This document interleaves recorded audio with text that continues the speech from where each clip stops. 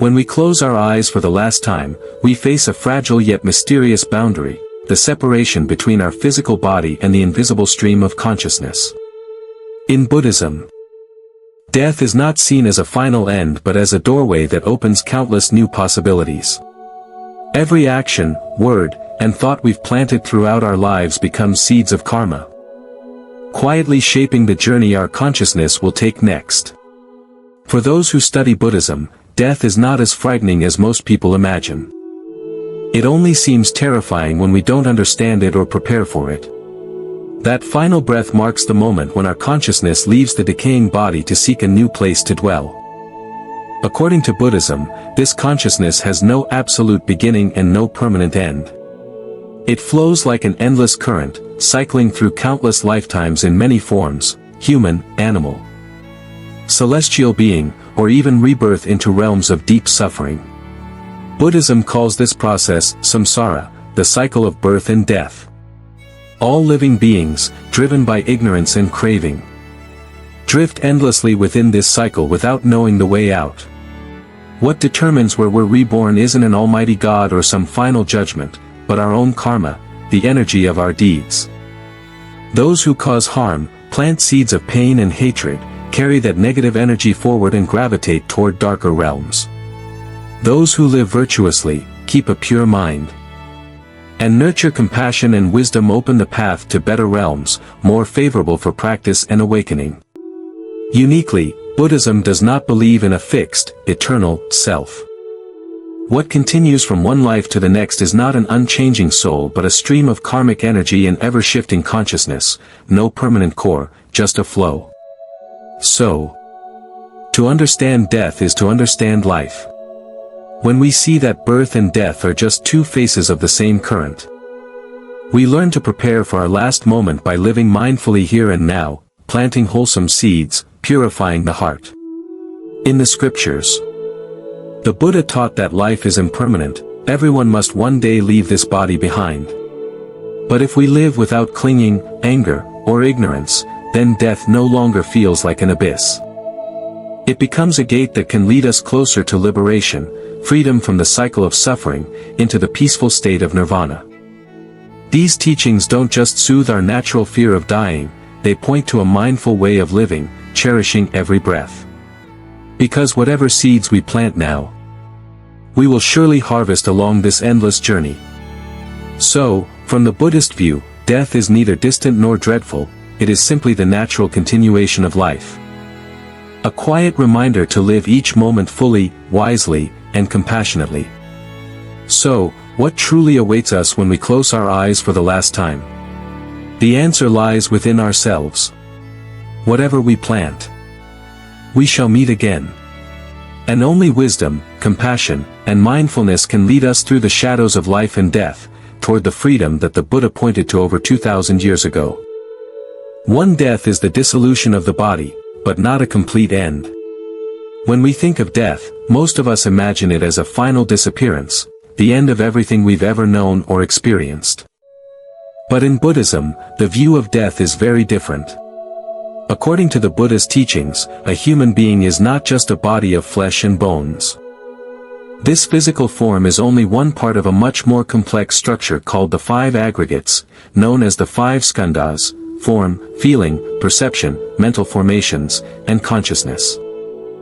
Form is the visible, tangible body, our bones, flesh, blood, hair, skin, and eyes. Everything that makes up our physical presence belongs to this aggregate. But within this shell, there are more subtle parts that we cannot see or touch.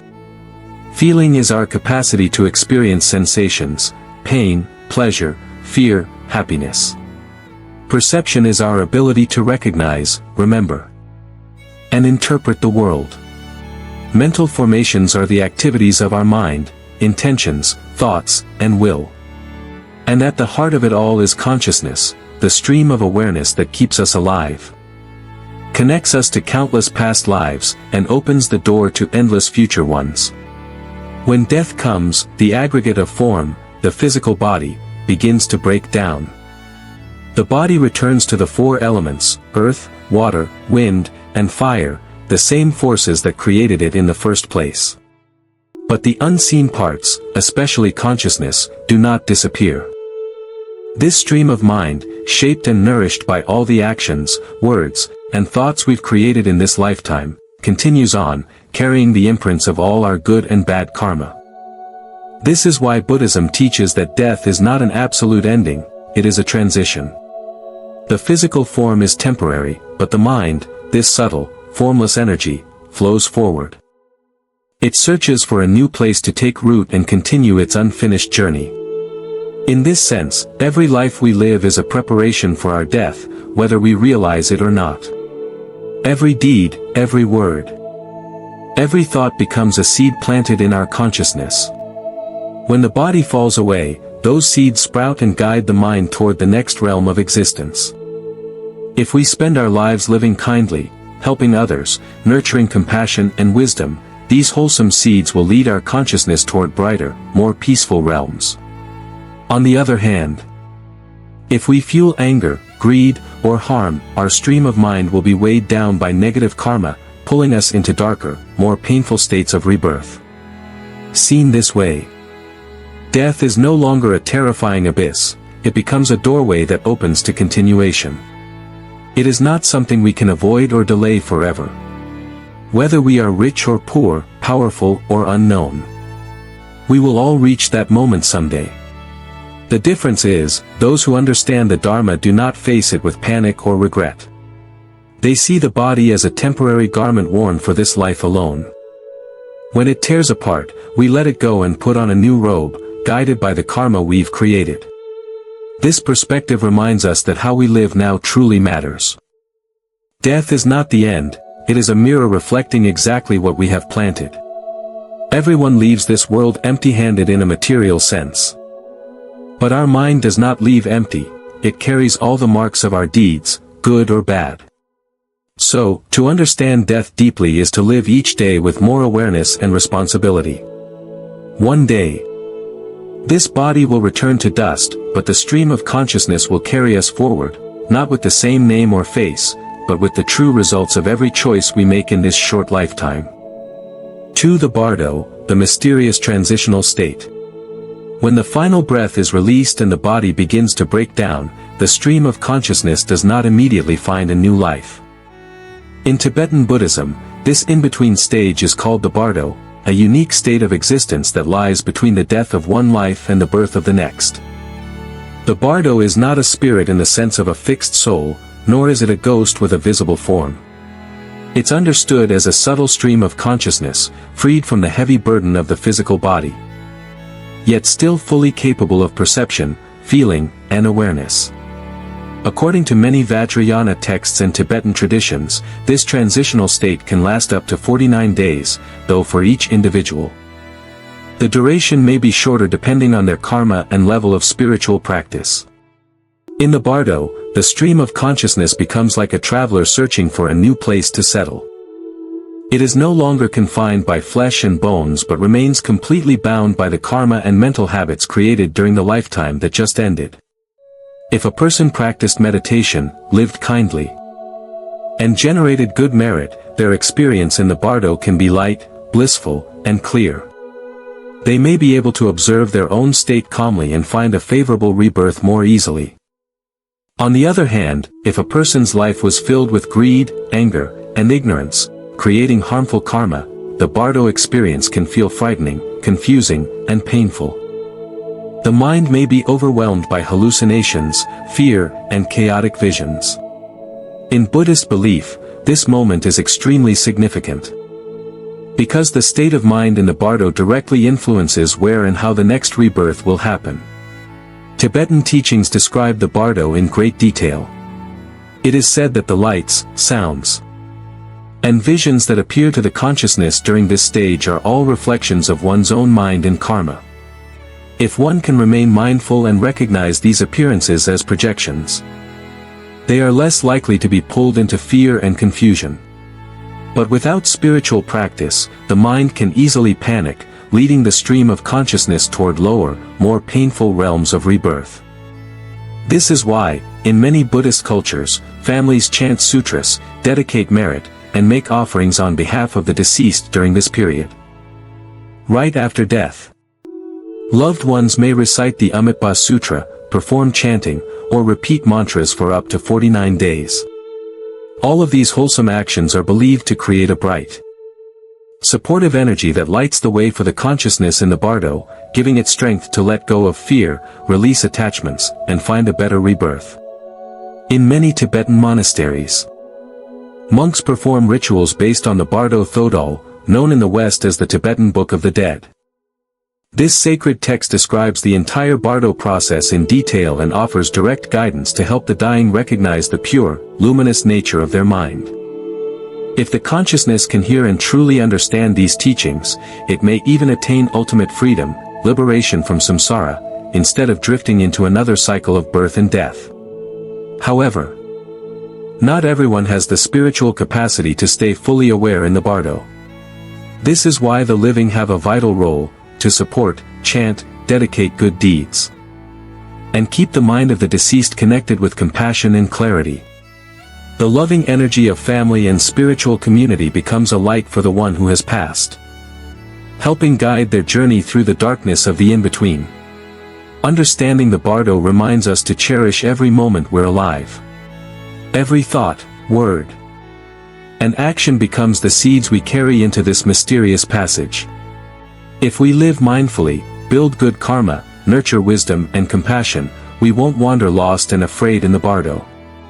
Instead, we'll have the spiritual strength to find a peaceful rebirth, or, for the truly awakened, to step beyond birth and death altogether, resting in the freedom of nirvana. Rebirth, the ongoing cycle of samsara. After its time in the bardo, the stream of consciousness, carrying every imprint of karma from a lifetime, will naturally seek a new body to inhabit. This process is called rebirth, and it forms a crucial link in the endless cycle of samsara, or birth and death, that the Buddha taught over 2,500 years ago. Unlike some religions that believe in a final judgment by a supreme being, Buddhism teaches that no god decides our fate. There is no divine hand handing out rewards or punishments.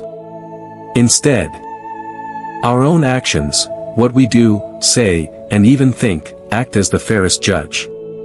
Every karmic seed we plant eventually bears fruit. And it's this karma that determines where our consciousness will be reborn. Buddhism describes 6 realms of rebirth, 6 planes of existence where beings can take form, each shaped by the force of karma. 1. The heavenly realm, Deva, a realm of great pleasure and happiness, filled with beauty and abundance. Beings here live long lives with little suffering. But even heaven is not eternal.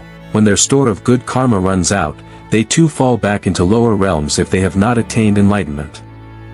2. The realm of demigods, Asura, home to powerful, semi-divine beings blessed with fortune and strength. But this realm is marked by constant jealousy and conflict. Asuras are often described as fierce warriors, forever battling each other and the gods out of envy and pride. 3. The human realm, Manushya, the realm we are living in now. Human life is a mix of joy and suffering, blessings and challenges. What makes this realm special is its precious opportunity for spiritual practice. Suffering can awaken compassion and wisdom, giving us the chance to break free from samsara. Because of this, a human rebirth is considered rare and extremely valuable. For the animal realm, Tiriyajayani, the world of animals. Beings here live in ignorance, driven mostly by instinct and basic survival. They suffer greatly from fear, being hunted or exploited by humans, and from the inability to develop higher wisdom. 5. The realm of hungry ghosts, Preta, beings reborn here suffer constant, insatiable hunger and thirst. No matter how much they try to eat or drink, they can never be satisfied. This symbolizes extreme greed, stinginess, and deep attachment that carried over from their past life's karma. 6. The hell realms, Naraka, the most intense realms of suffering, filled with unimaginable pain and torment. Beings fall into hell realms due to heavy negative karma, violence, cruelty, deep hatred. But even hell is not eternal in Buddhism. Once their karmic debts are paid, consciousness moves on to other realms. In all 6 realms, nothing is permanent, not even the highest heaven. When good karma is used up, beings cycle back through the wheel of life, drifting wherever their karma pulls them. This endless cycle is why samsara is often described as a spinning wheel, birth, death, rebirth, and death again, for countless lifetimes. As long as ignorance, craving, and attachment still bind the mind. The core message here is that no one else controls our destiny, not a god, not an outside judge. Our karma is our judge, jury, and guide. The results we experience are the most honest reflection of our own thoughts, words, and deeds. That's why Buddhism does not emphasize asking for divine forgiveness or begging for salvation. Instead, it teaches us to look inward, to transform ourselves, to live mindfully, and to plant good seeds now. How we live each moment determines where our mind will go next. Because human life is so precious, with our unique capacity to hear the Dharma and practice the path, it offers us the rare chance to break free from the cycle and find true liberation. Understanding rebirth and samsara doesn't just help us fear death less, it urges us to live more consciously. The perfect fairness lies within our own hands. What we plant today is what we will meet tomorrow, in this life and the next. For no eternal soul, only an impermanent stream of consciousness. One of the most striking points that sets Buddhism apart from many other major religions is its view of the self and the idea of the soul. In many faiths, people believe that each person has an eternal, unchanging soul, something that lives on forever after the body dies. This soul is seen as the true, permanent self, carrying our identity, memories, and feelings unchanged into the afterlife. But through deep contemplation and insight, the Buddha realized that there is no permanent, immortal soul. What we call self is actually just a temporary collection of countless conditions, our physical body, feelings, perceptions, mental formations, and the stream of consciousness. In Buddhism, these are known as the 5 aggregates, skandhas, and none of them is truly me or fixed. The stream of consciousness, which some might mistake for a soul, is not static or independent either. It is constantly changing, like a river that never holds the same water twice. From moment to moment, or ksana, a tiny unit of time in Buddhist philosophy, consciousness is reborn. Shaped by what we see, hear, think, and feel. It arises and fades away in every instant, leaving traces that flow into the next moment, creating what we call the stream of mind. While we live, our ignorance makes us cling to the idea of I. We think, I exist, I am unique, I never really change. But this attachment to a fixed self is the root of suffering, because we fear losing it.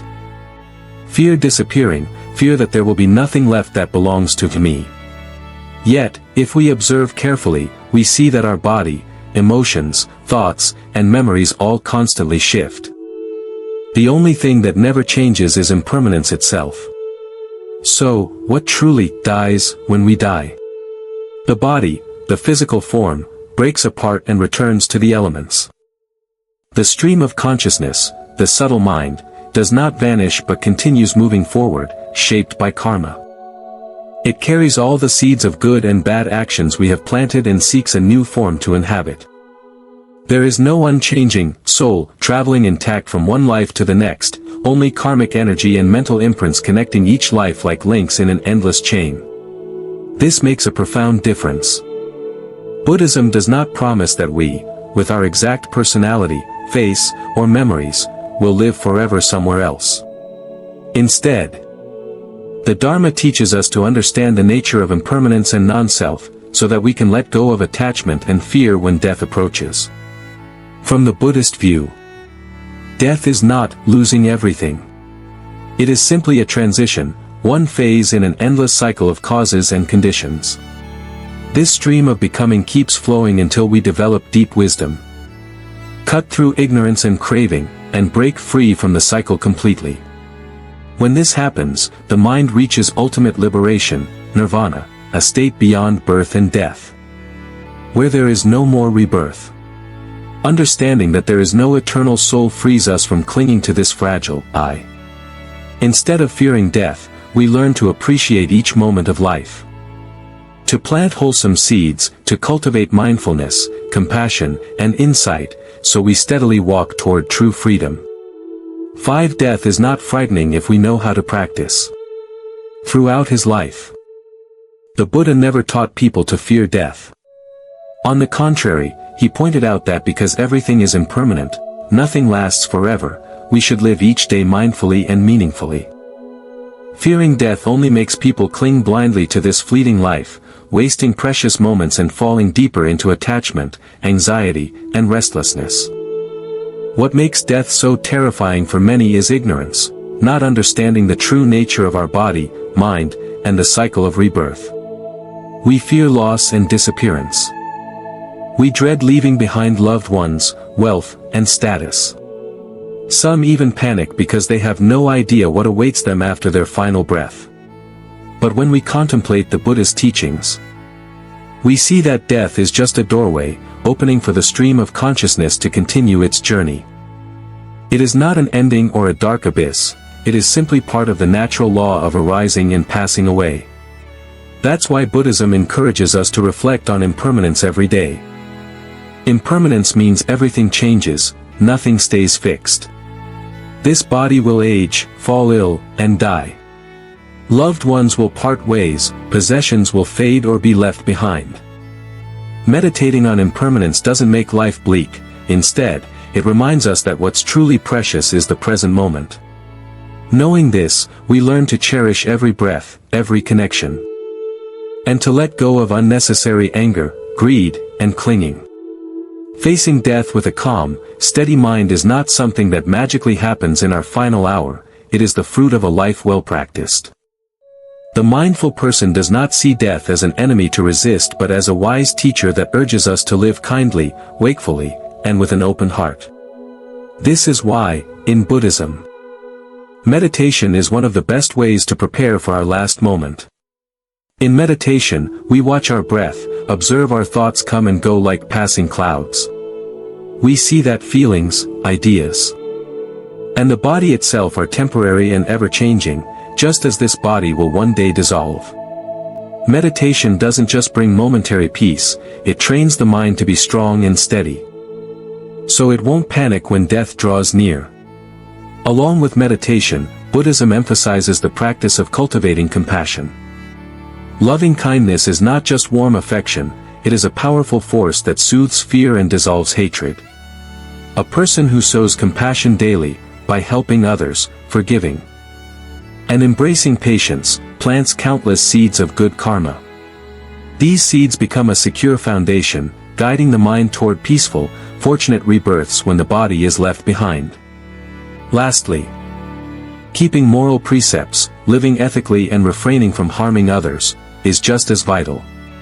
Observing precepts isn't about rigid self-denial. It's a way to protect our own mind from regrets and harmful actions that lead to suffering. A person who keeps their conduct pure and their mind clear will face death lightly, without heavy regrets or fears pulling them down. When we see all this clearly, death is no longer a haunting shadow but a natural milestone in the human journey. There is no need to wait for some distant blessing or miracle, the best preparation begins now. Living kindly, practicing mindfulness, nurturing compassion, and guarding our ethics, these are the true tickets for crossing that final threshold in peace, continuing our path in the light of wisdom and freedom. I hope today's video has helped you see that. From a Buddhist perspective, death is not a terrifying ending or a dark void to fear.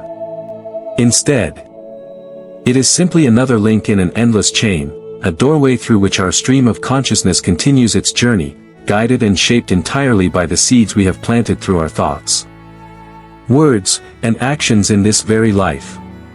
When we truly understand that death is not the final stop but a natural phase in the cycle of birth and rebirth, we begin to live differently. We learn to treasure every breath and moment we have, to live with more kindness toward ourselves and others, and to bring awareness into every choice we make. Because every tiny seed we plant today will someday sprout and return to us, even when this physical body is gone. those who understand impermanence, karma, and the wheel of rebirth no longer feel lost and terrified about what comes after the last heartbeat. They know exactly this truth: what comes will come. But what we meet next is the direct result of what we cultivate now. There is no judge in the sky. No divine hand rewarding or punishing us, only our own actions carving the path our mind will follow. In this way, we become the true makers of our future, starting here, in this very moment. I hope these reflections have served as a gentle reminder that death need not be dreaded as an enemy but can be seen as a wise teacher, a reason to live fully, act kindly, keep the mind calm, and the heart open, so that when our final moment arrives, we can meet it with a peaceful smile and a mind at ease. If you found these thoughts helpful, please don't forget to hit subscribe to the Dharma Journey, so we can continue walking this path together, exploring more deep and relatable topics about Buddhism, meditation, healing, and the quiet journey inward. Each week, I'll share more stories, insights, and timeless teachings to help you come closer to the peace and wisdom that the Dharma offers. And I'd truly love to hear from you. What do you think about the cycle of rebirth? Does this belief give you comfort, or do you still have questions and doubts? Please share your thoughts and stories in the comments. Your voice, questions, and reflections bring this space to life and turn each video into a true circle of learning and growth. Thank you so much for spending this time with me and for your open-hearted presence. May you always stay mindful and peaceful in every moment, so that whether living or letting go, you can be free and light, like a drifting cloud in the open sky.